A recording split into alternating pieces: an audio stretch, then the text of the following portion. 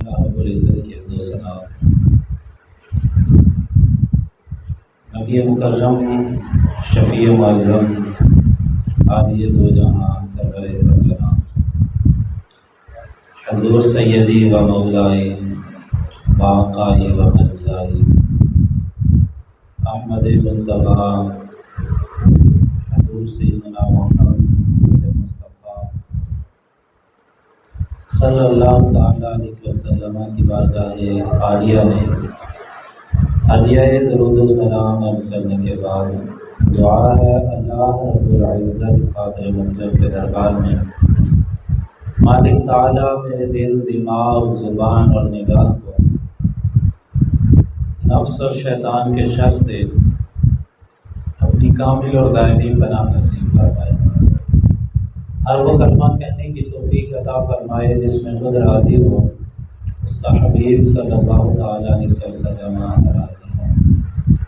हर वो कलमा मेरी ज़ुबान पे जारी ना फरमाए जिसमें खुद नाराज़ हो, उसका हबीब सल्लल्लाहु तआला अलैहि वसल्लम नाराज़ हो। बयान हक़ मेरी ज़ुबान पे जारी फरमाए, सुन सुना के मुझे और आपको अपने अक़ीदे और अपने अमल की इस्लाह करने की तौफ़ीक़ अता फरमाए। अज़ीज़ दोस्तों, हज़रत सैयदना मूसा अलैहिस्सलातु तस्लीम का ज़िक्र खैर पिछले 6 जुमात से चल रहा है। आज 7वां जुमातुल मुबारक है। पिछले जुमातुल मुबारक में सिलसिला गुफ्तगू यहाँ तक पहुँचा था कि हज़रत सैयदना मूसा अलैहिस्सलातु तस्लीम जब हज़रत शुएब अलैहिस्सलातु तस्लीम से इजाज़त लेके वापस पलटते हैं, रास्ते में वादी सीना कोहे तूर पहाड़ के दामन के अंदर नूर की शुआएँ नज़र आती हैं।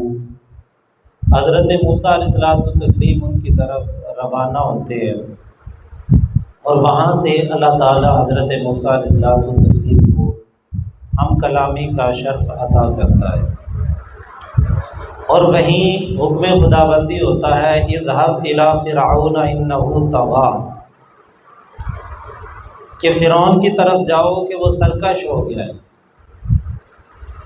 हज़रत मूसा पाक पैगम्बर अलैहिस्सलातु तस्लीम अल्लाह रब्बुल इज़्ज़त की बारगाह मुक़द्दसा में फरियाद करते हैं कि रब्बि शरह ली सदरी, ऐ अल्लाह मेरे सीने को खोल दे, वहलुल उक़दतम मिन लिसानी, और मेरी ज़ुबान की गिरा को भी खोल दे जो बचपन में ज़ुबान पर कोयला रखने की वजह से आ गई थी। यफ़क़हू क़ौली, ताकि वो लोग मेरी बात को समझ लें। इससे ये पता लगा कि बाज़ तबलीग का असल मकसूद ये है कि अगले बंदे तक बात अगले बंदे को समझाई जाए।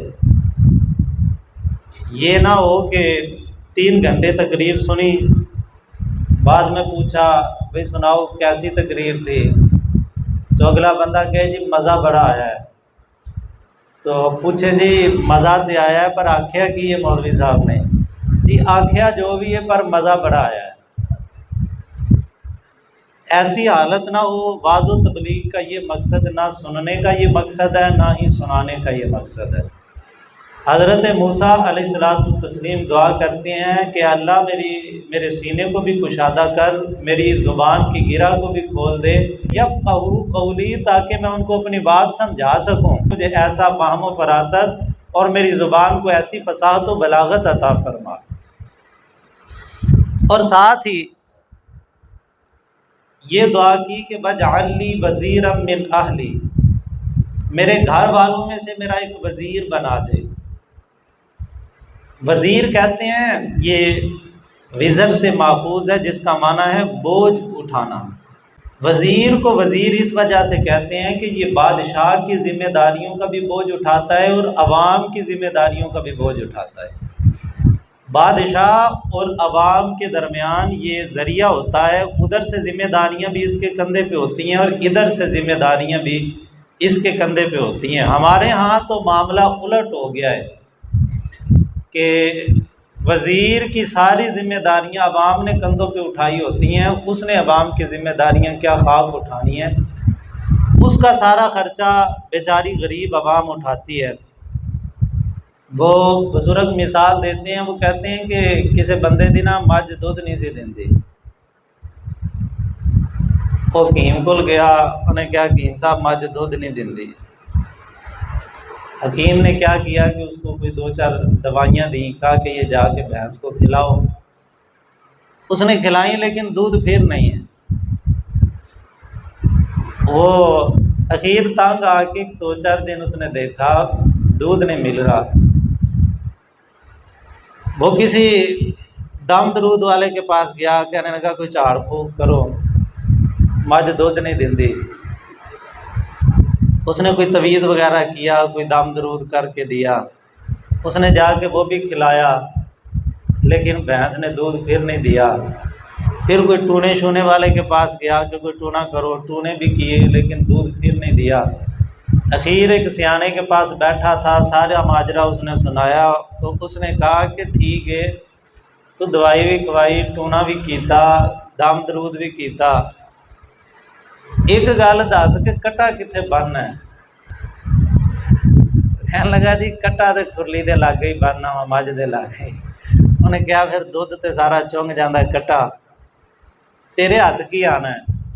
तो सियाने कहते हैं ये जो वज़ीर मशीर हैं ये सारा दूध तो चुंग जाते हैं, ये अवाम बेचारी को आ जा के वो वादे ही देते हैं कि 5 साल बाद ताड़ी गली बन जाएगी, 10 साल बाद ताड़ी सड़क बन जाएगी, और इतने साल बाद तुम्हारा फलाना काम कर देंगे, और वो भी बस चूसनी हुई दी हुई है, करना करना वो भी कोई नहीं, दूध सारा खुद ही चुंगी जाना है।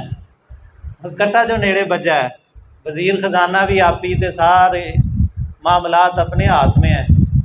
अन्ना वंडे शरीनियाँ पहुँचों के अपने अनु, जिसकी हुकूमत आनी है उसने अपने इर्द गिर्द के हवारियों के पेट भर देने हैं। आवाम से नचोड़ नचोड़ के अपने ख़जाने और अपने बैंक बैलेंस भरी जाने हैं। बार क्या वज़ीर कहते हैं उसको जो बोझ उठाता है, जो बोझ बनता है वो वज़ीर नहीं होता। तो हज़रत मूसा अलैहिस्सलाम ने दुआ की कि अल्लाह मेरा एक वज़ीर बना, मेरे अहल से, मेरे घर से, और फिर साथ ही खुद ही नाम भी ले दिया, हारून अखिशदुद बिही वाज़दी, मेरे भाई हारून को मेरा वज़ीर बना। बुज़ुर्ग कहते हैं कि भाइयों ने भाइयों पे दुनिया में बड़े बड़े एहसान किए हैं, बड़ी बड़ी नेकियां की हैं, और भाई करते हैं भाइयां जिया खार साग ना कोई जे विच खार ना हुए। भाई शरीक भी सबसे बड़ा यही होता है, और हमदर्द भी सबसे बड़ा यही होता है। अगर दरमियान में रिश्तों के अंदर तनाज़े आ जाए ना तो फिर इससे बड़ा शरीक कोई नहीं है, और अगर रिश्तों के दरमियान मोहब्बत हो, दिलों के दरमियान वो दुश्मनियाँ ना हों, तो फिर इससे बड़ा हमदर्द और साथी भी कोई नहीं है। तो बुज़ुर्ग फरमाते हैं कि भाइयों ने दुनिया के अंदर भाइयों पे बड़े बड़े एहसान किए हैं, लेकिन जो एहसान हज़रत मूसा पाक पैगंबर ने अपने भाई हारून पे कर दिया ना, दुनिया में कोई भाई किसी पे नहीं करेगा। वो नबी बना दिया। भाई अल्लाह ताला ने अगरचे नबी पहले से चुने होते हैं कि किसको मैंने मकाम नबुव्वत से सरफराज करना है, लेकिन हज़रत हारून अलैहिस्सलाम को जो ताज नबुव्वत सजाया जा रहा है ना, ये हज़रत मूसा अलैहिस्सलाम की दुआ की वजह से सजाया जा रहा है। अल्लाह मेरा एक वज़ीर बना, मेरा भाई हारून बना दे, उसको भी नबी बना। अल्लाह ताला ने हज़रत मूसा अलैहिस्सलाम की दुआ को कबूल किया और फरमाया कद ऊतीता सुअलका या मूसा, मूसा जो तूने मांगा तुझे दे दिया, यानी तेरी ज़ुबान की गिरा भी खोल दी, तेरा सीना भी कुशादा कर दिया, तेरी ज़ुबान को फसाहत भी दे दी, तेरे भाई को वज़ीर भी तेरा बना दिया। अब कोतूर पे ये कलाम हो रहा है। अल्लाह ताला फरमाता है इज़हबा इला फ़िरऔन इन्नहु तग़ा। पहले हुक्म ये था कि इज़हब, ऐ मूसा तू जा। अब यहाँ पे तस्निया का सीगा आ गया, दो का लफ्ज़ इस्तेमाल हुआ, इज़हबा। अब कोतूर पहाड़ पे अकेले हज़रत मूसा पाक पैगंबर है, और अकेले बंदे को जब खिताब किया जाए तो उसको तो यही कहना था ना कि तू जा, लेकिन कहा जा रहा है इज़हबा, तुम दोनों जाओ। उलमा फरमाते हैं कि जैसे हज़रत मूसा अलैहिस्सलाम से बराह रास्त अल्लाह ताला हम कलाम हो रहा था, ऐन उसी वक़्त हज़रत जिब्राईल अलैहिस्सलाम हज़रत हारून पे वही लेके उतर रहे। वही वक़्त बराह रास्त हम कलामी का शर्फ अल्लाह ताला हजरत मूसा अलैहिस्सलाम को अता कर रहा है। ऐन उसी वक़्त इधर दुआ की कि अल्लाह मेरे भाई को नबूवत अता कर दे। अल्लाह ताला ने जिब्राईल अलैहिस्सलाम को हुक्म दिया कि फौरन जा हारून पे वही ले जा। इधर मैं कहूँगा कि ए मूसा तू जा, उधर हजरत हारून को भी हुक्म है, दोनों को ऐन एक ही वक़्त में हुक्म हो रहा है। इस वजह से फरमाए कि इज़हबा इला फिरऔन इन्नहु तग़ा, तुम दोनों फिरौन की तरफ जाओ कि बेशक वो दुनिया में सरकश हो गया है। अब कुछ ख्यालात थे कि मैं जब मिस्र से निकला था तो कत्ल करके निकला था, अब जब सीधा फिरौन के दरबार में जाऊंगा तो पहले ही मेरे कत्ल का हुक्मनामा जारी हो चुका था, तो अब क्या होगा? तो अल्लाह ताला ने इरशाद फरमाया ला तखाफा इन्ननी माकुमा, ए मूसा व हारून तुमने डरना नहीं है, बेशक मैं तुम्हारे साथ हूँ। तो परेशान होने की ज़रूरत क्या है? तू बेली ते सब जग बेली, अन बेली भी बेली, तो तुम्हें परेशान होने की ज़रूरत नहीं है। यहाँ एक सवाल उठता है कि ए अल्लाह, जब तू खुद वहाँ पे है तो फिर खुद फिरौन को कह दे कि मैं रब हूँ, मुझ पे ईमान ले क्या, फिर नबियों के वसीले की क्या ज़रूरत है? आज वसीले का नाम ही आता है ना, कुछ लोगों के पेट के अंदर मरोड़ उठना शुरू हो जाते हैं। वो कहते हैं जी वसीला तो शिर्क हो जाता है। ओ मेरे भाई, अल्लाह ताला तो दुनिया वालों को जब अपना तारुफ करवाता है ना तो बग़ैर वसीले के नहीं करवाता। आला हजरत ने कहा था कुल कह के अपनी बात भी मुँह से तेरे सुनी, अल्लाह को है कितनी तेरी गुफ्तगू पसंद। अल्लाह ताला अपनी तौहीद का ऐलान जब करवाता है ना तो तब भी अपने महबूब को कहता है कुल, ए महबूब मैं भी कह सकता हूँ कि मैं अल्लाह हूँ, मैं वाहिद हूँ, मैं यकता हूँ, मेरा कोई शरीक नहीं है, मेरा कोई सानी नहीं है दुनिया के अंदर। मैं खुद भी ऐलान कर सकता हूँ, लेकिन अल्लाह को है कितनी तेरी गुफ्तगू पसंद। अल्लाह अपनी तौहीद का ऐलान भी करता है तो अपने महबूब के वसीले से ऐलान करवाता है। तो फिरौन के दरबार के अंदर भी जब तौहीद खुदाबंदी का ऐलान करवाया गया तो बराह रास्त नहीं किया।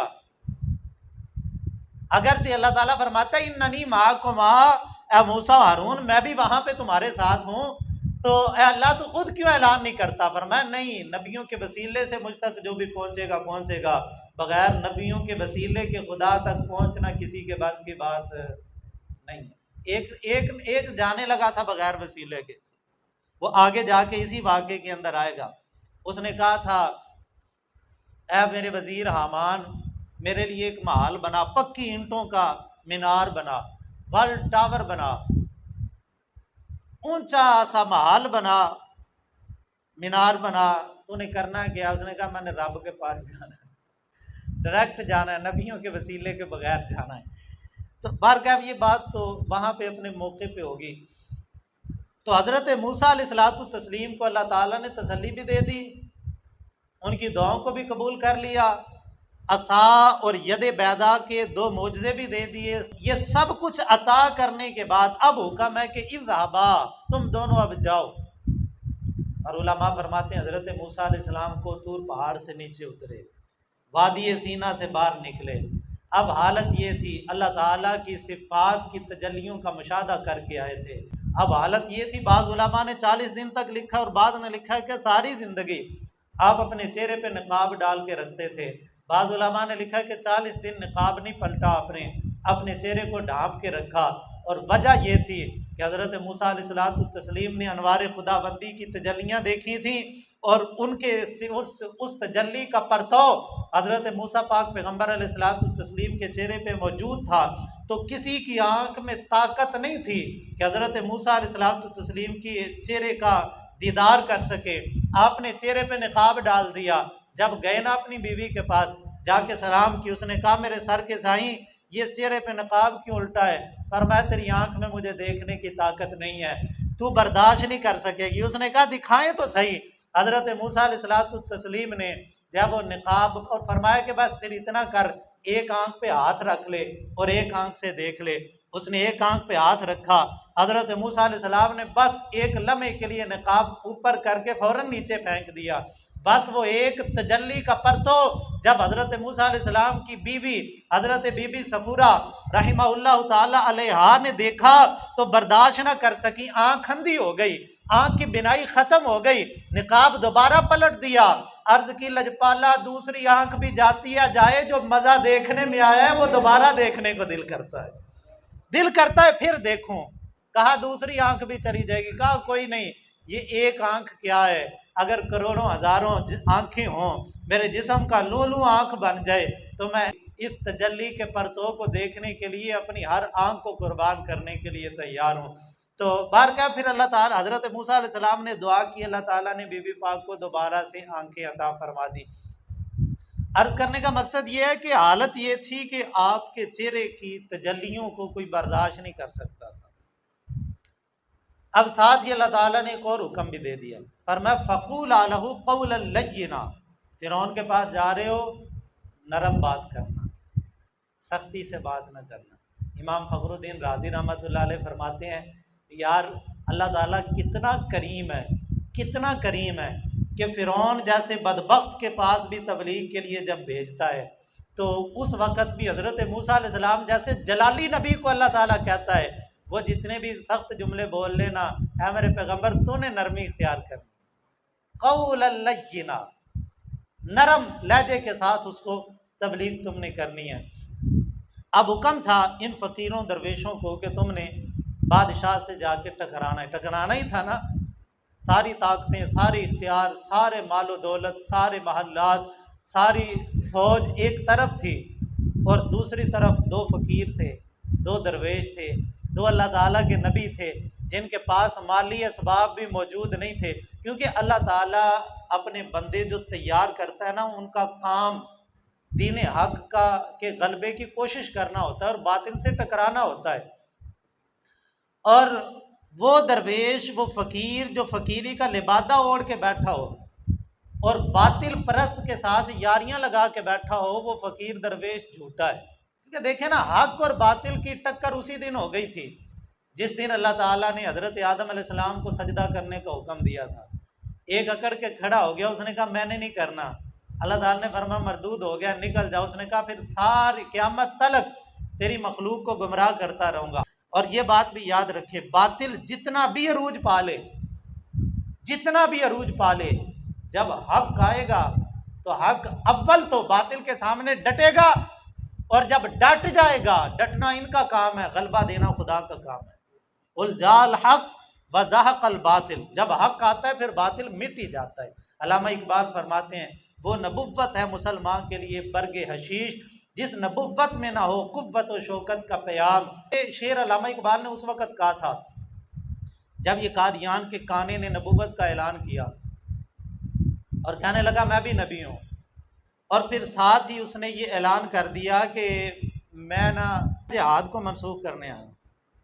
यानी चूँकि अंग्रेज़ की हुकूमत थी और मुसलमान उस वक़्त अंग्रेज़ के ख़िलाफ़ जिहाद की कोशिशों में मसरूफ़ थे, और बड़े बड़े उलमा अल्लामा फ़ज़ल हक़ खैराबादी रहमतुल्लाह अलैह जैसे, जिनको इस फतवे की पादाश के अंदर कि उन्होंने अंग्रेज़ों के ख़िलाफ़ जिहाद के फतवे का ऐलान किया, इस एक फतवे की पादाश के अंदर आपको जो वो काला पानी की सज़ा दी गई।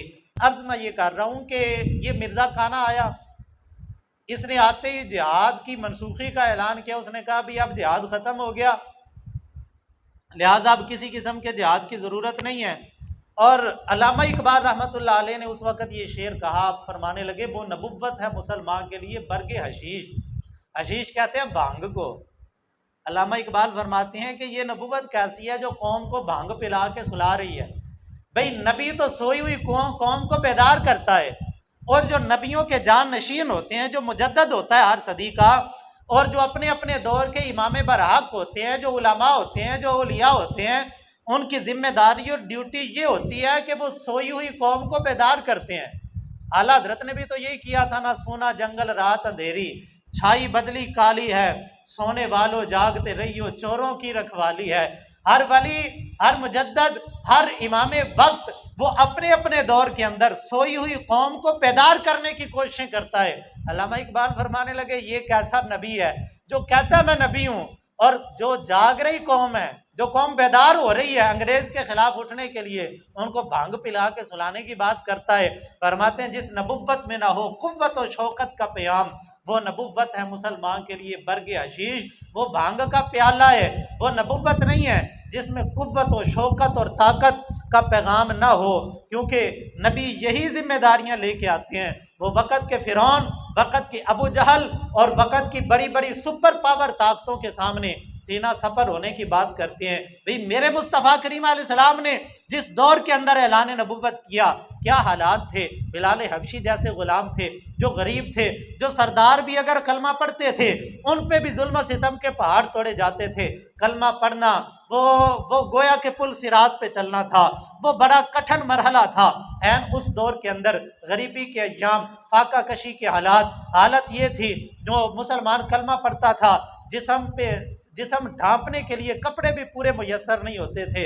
एक हजरत अब्दुल्ला जुल्बजादैन जैसा बंदा जब कलमा पढ़ के मुसलमान होता है, हालत यह कि सारी जिंदगी शहजादों की तरह गुजारी, बाप का इंतकाल हो गया, चाचे ने संभाला, चाचे ने शाहाना परवरिश की, हर चीज मुयस्सर की। जब दिल के अंदर ईमान दाखिल हुआ, चाचे के पास गए, चाचा मैंने कलमा पढ़ना है, तू भी कलमा पढ़ ले। चाचे ने कहा ना भतीजे, उस नबी का कलमा नहीं पढ़ना। उसने कहा चाचा फिर तूने पढ़ना है, पढ़, नहीं पढ़ना ना पढ़, मैं तो पढ़ने जा रहा हूँ, मैं तो मुसलमान होने जा रहा हूँ। तो चाचा कहने लगा तू जानता है ये अय्याशियाँ, ये बादशाहियाँ, ये शहजादों वाली जिंदगी मेरी बदौलत है, अगर मैंने हाथ उठा लिया तो पल्ले कुछ नहीं रहेगा। उसने कहा चाचा सब कुछ ले ले, मुझे कुछ नहीं चाहिए।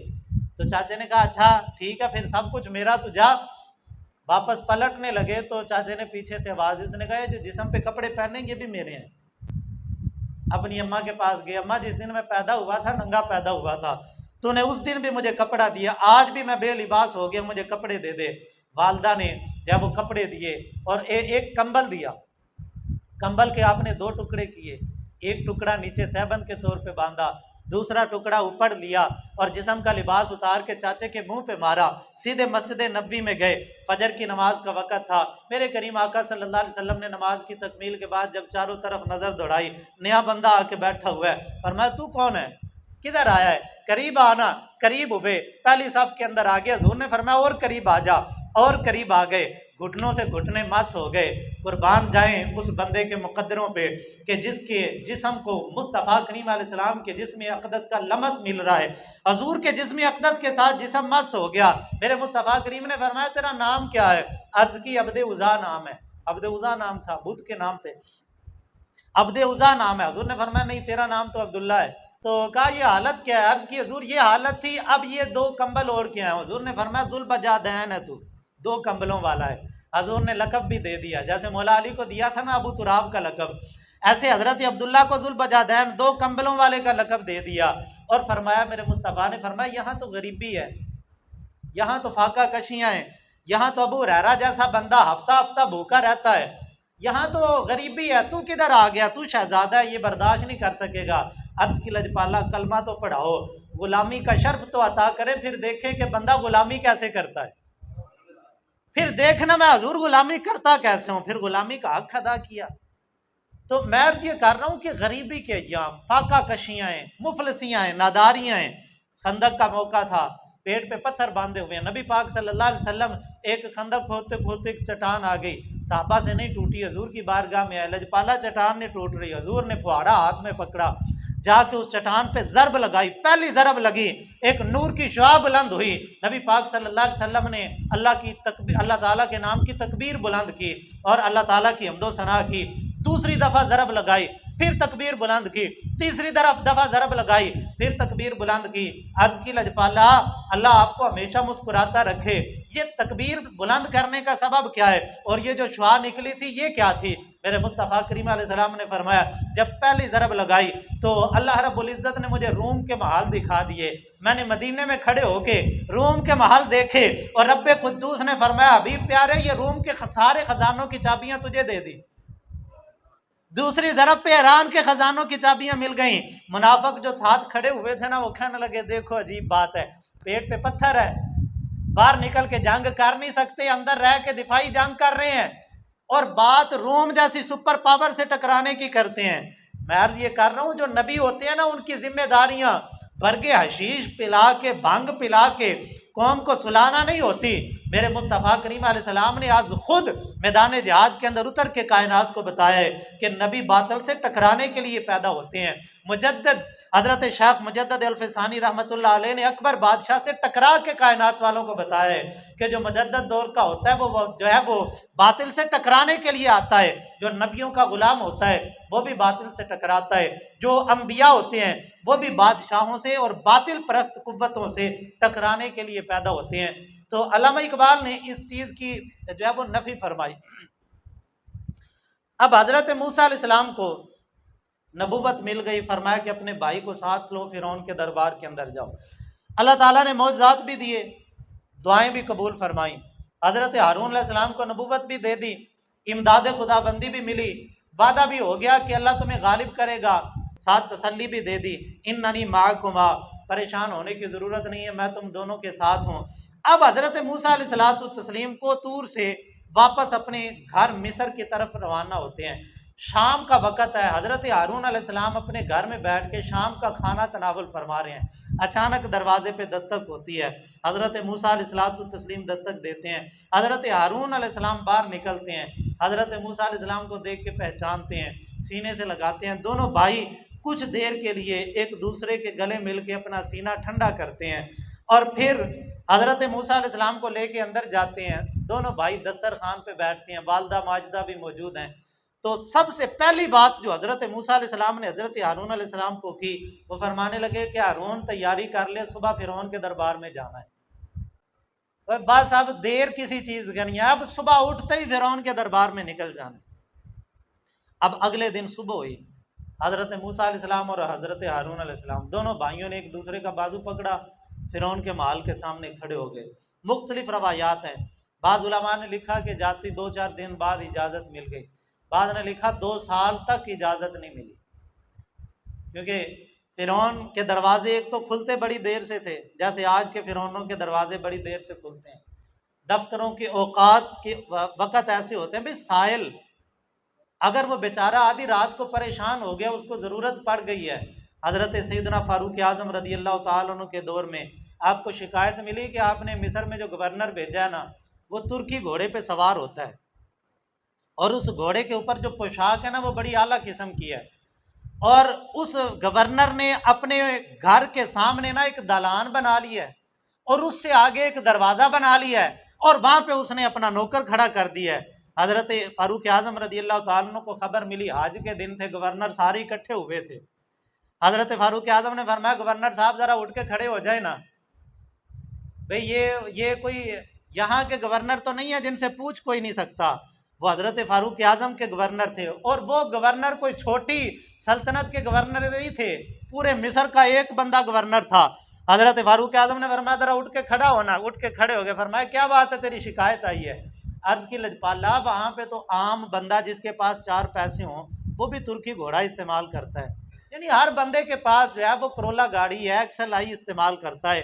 तो हजूर इसमें ताज्जुब की बात क्या है, वहाँ तो हर बंदा तुर्की घोड़ा इस्तेमाल करता है।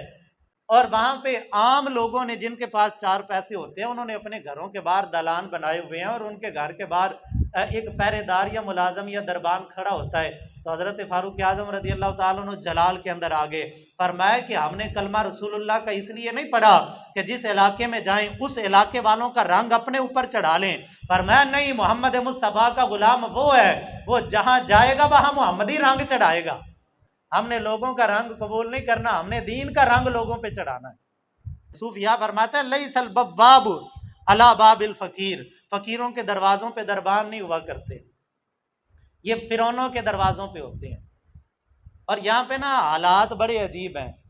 ये हमारे जिसको छोटा सा ओहदा मिल जाता है ना, छोटा सा ओहदा, उनके दरवाज़ों के बाहर भी संतरी खड़े होते हैं, जब वो चपड़ासी खड़े होते हैं, वो जब वो उस अफसर साहब के पास पहुंचने के लिए पहले कोई 2-4 तरले चपड़ासी के करने पड़ते हैं, फिर जाके वहाँ तक रसाई होती है, फिर वहाँ जाके मिन्नतें करनी पड़ती हैं। यानी अजीब दस्तूर है, ये इस्लामी दस्तूर नहीं है, ये फिरौनों के दस्तूर हैं, ये फिरौनों के तरीक़ेकार हैं। उनके दरवाजे देर से खुलते हैं जी, अफसर साहब ने, चौरी साहब ने जब वो फलाने साहब MP साहब MNA साहब हैं, 12 बजे तक तो आंख नहीं खुलती, सारी रात नाइट क्लबों के अंदर नाचते हैं और सुबह 12 बजे तक सोते हैं। दिन लहव में खोना तुझे, सुबह देर तक सोना तुझे, खौफे खुदा शर्मे नबी ये भी नहीं वो भी नहीं। ये कैसे तुम अमीर हो और कैसे तुम वजीर हो, कैसे तुम ओहदेदार हो। ये अल्लाह ताला ने ओहदा, अल्लाह ताला ने सल्तनत, अल्लाह रब्बुल इज़्ज़त ने हुकूमत बंदों को इसलिए नहीं दी कि अवाम के कंधों पे बोझ बन जाओ। अल्लाह ताला ओहदा इसलिए देता है कि अवाम का बोझ अपने कंधों पे उठा लो। अच्छा, मैंने अर्ज की कि बाज़ उलमा ने लिखा जाती रसाई मिली, बाज़ ने लिखा 2 साल तक आप बार बार जाते रहे, लेकिन जो दरबान थे ना वो पैगाम ही नहीं पहुंचाते थे, डरते मारे कि भाई फिरौन बड़ा सख्त है, कहीं हमें ही सजा ना मिल जाए। बार क्या फिर रसाई हुई, फिरौन ने इजाज़त दे दी। हज़रत मूसा अलैहिस्सलाम और हज़रत हारून ये 2 फ़कीर अब गए फिरौन के दरबार में। अब देखे वक़्त के फिरौन का तख्ता कैसे उलटता है। हज़रत मूसा अलैहिस्सलातु तस्लीम ने जाके उसको कहा, फरमाया इन्ना रसूला रब्बिका फ़अरसिल माना बनी इसराइल, ऐ फिरौन हम दोनों तेरे रब के रसूल हैं, तेरे रब के रसूल हैं। ये नहीं कहा कि हम अपने रब की तरफ से रसूल बन के आए हैं। वो कहता था अना रब्बुकुमुल आला, मैं तुम्हारा रब हूँ। हज़रत मूसा अलैहिस्सलाम ने फरमाया तू रब नहीं है, तेरा भी रब है, तू रब नहीं हो सकता। वो एक रब है जो कुल कायनात का पालने वाला है, कुल कायनात को रोजी वही देता है। वो समझता था ये जो चंद सिक्के लोगों के अंदर मैं बांट देता हूँ, मैं इनको पालता हूँ। हज़रत मूसा अलैहिस्सलाम ने फरमाया तू नहीं पालता, हकीकत में खुदाए वहदहू ला शरीक पालता है, तुझे भी वही पालता है, बनी इसराइल को भी वही पालता है, किब्तियों को भी वही पालता है। हज़रत आदम अलैहिस्सलाम से लेकर क़यामत तलक जितनी मखलूक आएगी सबका परवरदिगार वही है, तू नहीं हो सकता। इन्ना रसूला रब्बी का, हम दोनों तेरे रब की तरफ से रसूल बन के आए हैं। फारसिल माना बनी इसराइल, ये जो बनी इसराइल पे जुल्म सितम कर रहा है ना, इनको मेरे साथ भेज दे। अब वो कहने लगा फमर रब्बुकुमा या मूसा, ऐ मूसा तुम दोनों का रब है कौन, भाई मुझे भी उसका तारुफ करवाओ। काला रब्बुनल्लज़ी आता कुल्ला शैइन खल्का, हज़रत मूसा अलैहिस्सलाम ने फरमाया हमारा रब वो है कि जिसने हर चीज़ को तख्लीक किया, इब्तदाई तौर पे जिसने कायनात की हर चीज़ को पैदा किया।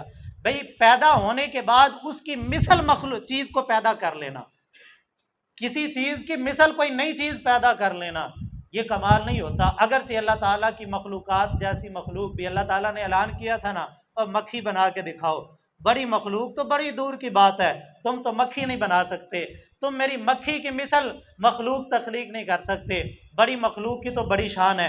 तो फरमाया कि हर चीज़ को जिसने खिलकत दी, अव्वली तौर पे पैदा किया, वो हमारा रब है। अब फिरौन ने ना जवाब नहीं आया उसको, उसने अगला एतराज़ किया, चवल मारी, कहने लगा अलम नुरब्बिका फीना वलीदन वाला बिस्ता फीना मिन उमरिका सनीन, ऐ मूसा तू वही है ना जिसको मैंने पाला था, जिसने हमारे घर में परवरिश पाई थी, वे मेरे महल के अंदर पल के, वाला बिस्ता फीना मिन उमरिका सनीन, अपनी उम्र के कई साल तूने हमारे दरमियान गुजारे, आज मेरे ही मुकाबले में आके खड़ा हो गया है, एहसान जताया। फिरौन ने हज़रत मूसा अलैहिस्सलातु तस्लीम की उस तरबियत का जो उसने बचपन के अंदर हज़रत मूसा अलैहिस्सलाम को पाल के की थी, हज़रत मूसा अलैहिस्सलाम ने, अल्लाह ताला के कुरान ने उस जवाब को नकल किया। अल्लाह के नबी फिर दलील के बगैर तो बात नहीं करते। फिरौन लाजवाब हो गया, उसने बात पलट के हज़रत मूसा अलैहिस्सलाम को एहसान जताया। हज़रत मूसा अलैहिस्सलाम ने उसको इसकी इस बात का जवाब दिया, फरमाया बतिल का नीमतुन तमन्नुआ, किस बात का एहसान जताता है, अलैया मुझ पे एहसान जताता है कि तूने मेरी परवरिश की, अन अब्बत बनी इसराइल, तूने कोई एहसान नहीं किया, फरमाया तूने तो बनी इसराइल को गुलाम बना के रखा हुआ था।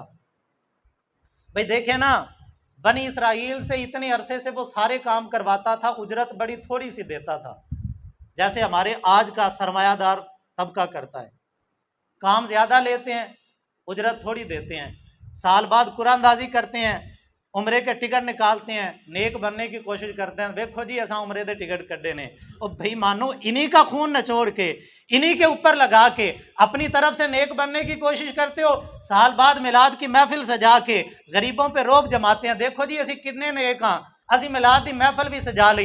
भाई इनको उजरत तुमने पूरी नहीं दी, तुम्हारी फैक्ट्री का मजदूर, तुम्हारे घर काम करने वाला मजदूर तबका, उसके घर के अंदर अगर 2 वक्त का चूल्हा भी सही तरीके से नहीं जलता तो फिर तुम्हारे इन उम्रों के टिकट का भी कोई फ़ायदा नहीं, फिर तुम्हारे इस महफिल मिलाद का भी कोई फ़ायदा नहीं है। तुमने इन्हीं का खून नचोड़ा और फिर अपनी बल्ले बल्ले के लिए दो चार काम कर दिए।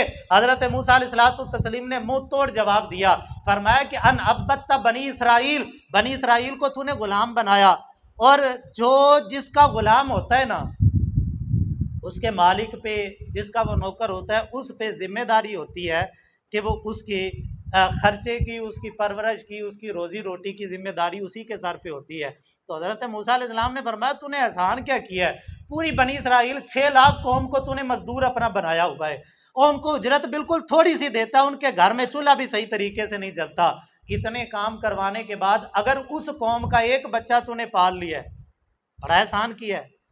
वो बुजुर्ग मिसाल देते हैं, वो कहते हैं कि एक बंदा ना मांगने वाला किसी के दरवाजे पे गया, जाके दस्तक दी, वो अगला बंदा बाहर निकला, उसने कहा अल्लाह के नाम पे कुछ दे, उसने पिस्तौल निकाला, उसकी कान पट्टी पे रखा, कहने लगा जो कुछ है काट, हाँ जे दिहाड़ी जो कुछ इकट्ठा किया ही सारा फड़ा।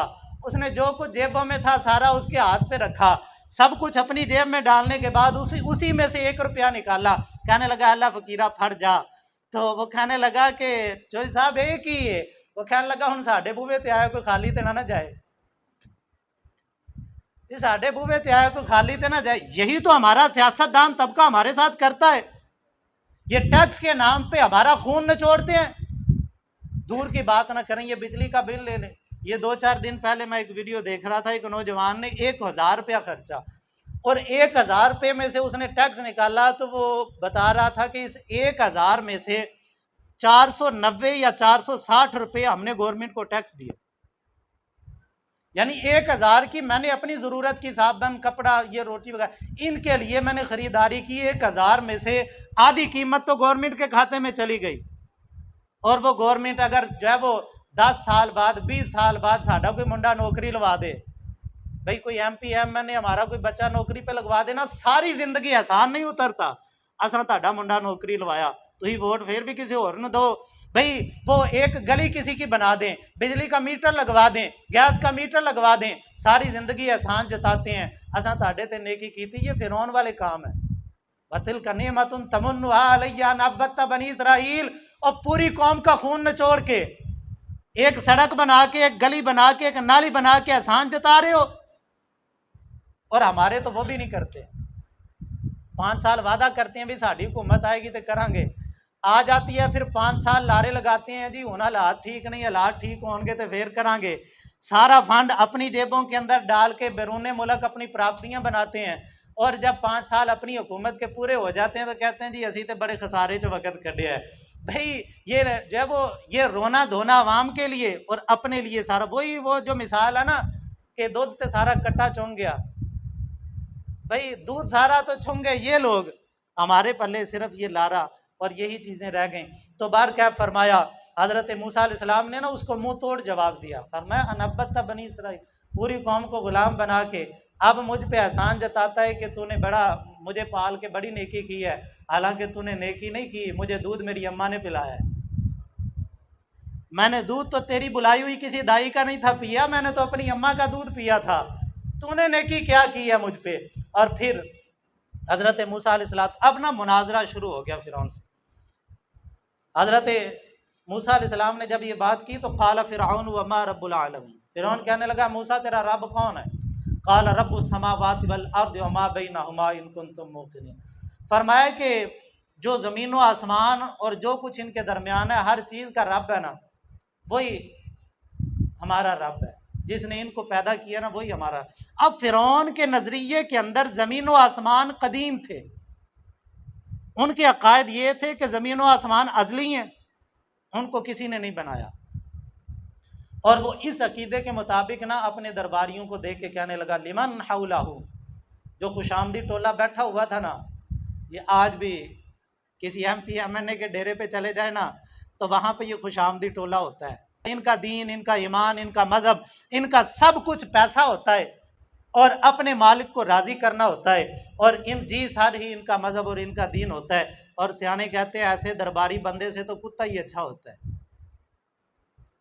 ऐसे दरबारी बंदे से ना, वो चाहे मौलवी हो, चाहे पीर हो, चाहे वो आम बंदा हो, वो मौलवी दरबारी हो उस मौलवी से भी कुत्ता अच्छा है, वो पीर दरबारी हो उस दरबारी पीर से भी कुत्ता अच्छा है, वो आवाम का बंदा अगर दरबारी है उस दरबारी से कुत्ता अच्छा है, जो खुशामदी टोला है, जो खुशामद करने वाला है, अपने मतलब के लिए उसकी टीसी करने वाले तबके से तो कुत्ता अच्छा है। भाई क्यों? वजह यह है कि कुत्ता भी ना अपने एक मालिक का वफादार होता है, जिसका खाता है ना गुन उसी का गाता है, और ये तबका ना जिधर से इसको 2 पैसे मिलते हैं ना ये उधर ही जाता है। ये 4-5 महीने एक तबका था जो बड़े नारे मारता था, बड़ी बड़के लगाता था, जी ऐसी मर जावांगे और कट जावांगे, इन्हों नहीं छड़ांगे, बस 4 छितर पड़े, सब कुछ छोड़ छाड़ के तो अब रोज प्रेस कॉन्फ्रेंसें होती हैं, अब रोज ऐलान कर रहे हैं जी साडा इहदे नाल कोई ताल्लुक नहीं। भाई वो जो वफादारियां कर रहे थे ना, अब 4 छितर खा के तो अब साथ ही वफादारियां खत्म हो गई।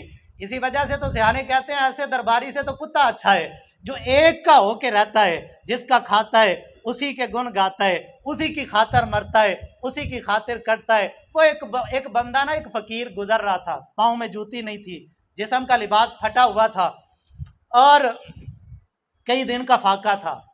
उसके पास से ना वजीर के घर के नौकर गुजरे, उनकी पोशाक आला, उनके पाँव की जूतियां बड़ी आला, उनके खाने पीने के असबाब बड़े कीमती। उनको देख के ना आसमान की तरफ निगाह की, कहने लगा मौला तू बंदा परवरी इस वजीर से सीख। भाई मैं तेरा बंदा, ये वजीर के बंदे, इस वजीर ने अपने बंदों को कैसे रखा और तूने अपने बंदे को कैसे रखा। 2-4 दिन गुजरे, आजमाइश आई उस वजीर पे इल्ज़ाम लगा कि इस वजीर ने माल इकट्ठा किया हुआ। हर दौर के अंदर वजीर करते हैं, ये कोई हमारे दौर में नहीं करते, हर दौर के अंदर करते थे। फिरौन के दौर में हामान ने भी बड़ा माल इकट्ठा किया था।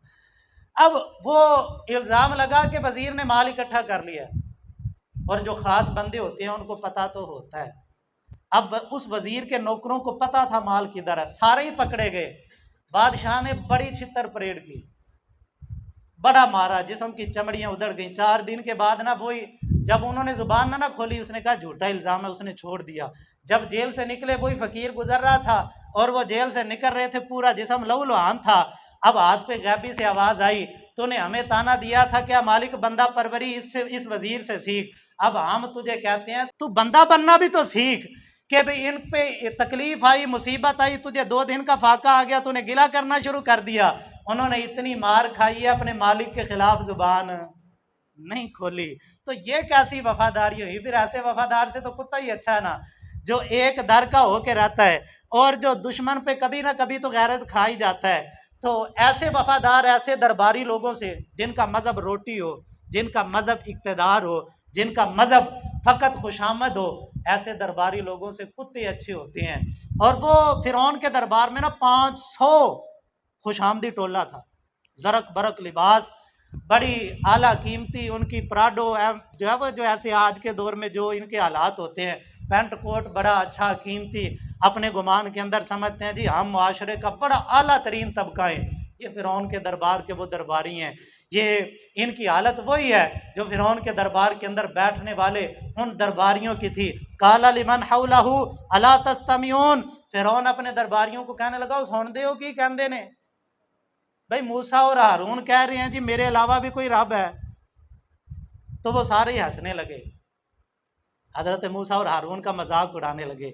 ये चंद दिन कबल ना मुझे एक साथी आ कहने लगे जी वो फलाने वजीर ने ना मौलवियों के खिलाफ प्रेस कॉन्फ्रेंस की थी। मैंने कहा कोई बड़ी बात नहीं है, ये प्रेस कॉन्फ्रेंसें फिरौन के दौर के अंदर भी बड़े बड़े वजीरों ने की थी, उलमा के खिलाफ, दीन वालों के खिलाफ, हर दौर के अंदर ये तबका रहा है जो खुशामदी तबका है। आप अंदाज़ा कर लें कि ये किस ज़ुमरे के अंदर और किस फहरिस्त के अंदर इन लोगों का शुमार है। काला लिमन हौलहू अला तस्तमिऊन, कहने लगा भाई सुन दो की कहते ने। अब सारे ये जी सर ये तो पागल है, इनको तो पता ही नहीं है, ये मौलवी तो पागल होते हैं, ये तो इनको पता ही नहीं है तरक्की क्या होती है, इनको पता ही नहीं मुआशरा किस सिमत चल रहा है, इनको पता ही नहीं है जो रोजी रोटी देता है वही वक़्त का बादशाह और वही तमाम ताकतों का मालिक होता है। इनको तो पता ही नहीं है कि फिल वक्त ज़माना सूद के बगैर नहीं चल सकता, भाई मानो बकवास बंद करो। इस्लाम एक दौर का दीन नहीं है, इस्लाम किसी खास सदी का दीन नहीं है। इस्लाम 1400 साल पहले आया, क़यामत तलक का दीन है। अब क़यामत तलक जिसको भी कामयाबी मिलेगी मोहम्मद मुस्तफ़ा की पैरवी करने से ही मिलेगी।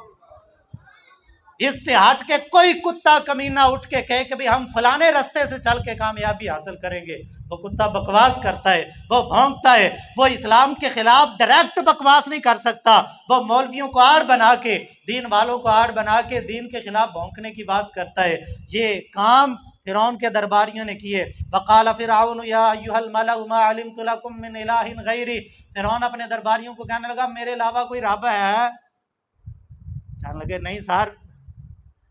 ये आज के दौर में ना जो बड़े कई अहबाब कहते हैं जी देखो फलाने लीडर के मानने वालों ने उसको नबी बना दिया, फलाने लीडर के मानने वालों ने उसको इतना ओहदा दे दिया, इतनी बड़े बड़े अल्फाज बोल दिए, तो लोग परेशान हो जाते हैं। लेकिन वजह यह है कि हमने कुरान जो नहीं पढ़ा, हमें पता नहीं है कि भाई ये तो छोटी छोटी बातें हैं, वो तो उसको रब कहा करते थे। वक़ाल फ़िरऔन या अय्युहल मलअ मा अलिमतु लकुम मिन इलाहिन गैरी, मेरे अलावा कोई रब है?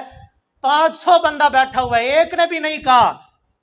क्या फिरौन मूसा और हारून सच कह रहे हो? सब के सब यस सर आप ही रब हैं, आपके अलावा कोई हो सकता है भला? इतनी ऊंची शान, इतना आला रुतबा, इतने आला इखलाक, इतने आला किरदार का मालिक, सब के सब ने फिरौन की तारीफ ही की, किसी एक ने भी तनकीद का कोई लफ्ज़ नहीं बोला।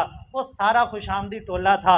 हज़रत मूसा व हारून, हज़रत मूसा अलैहिस्सलातु तस्लीम ने अब मज़ीद दलाइल दिए। ये मनाजरा बड़ा तवील है, इंशाअल्लाह ताला सूरह ताहा शरीफ के अंदर अल्लाह ताला ने दूसरे अल्फाज के अंदर इसका जिक्र किया।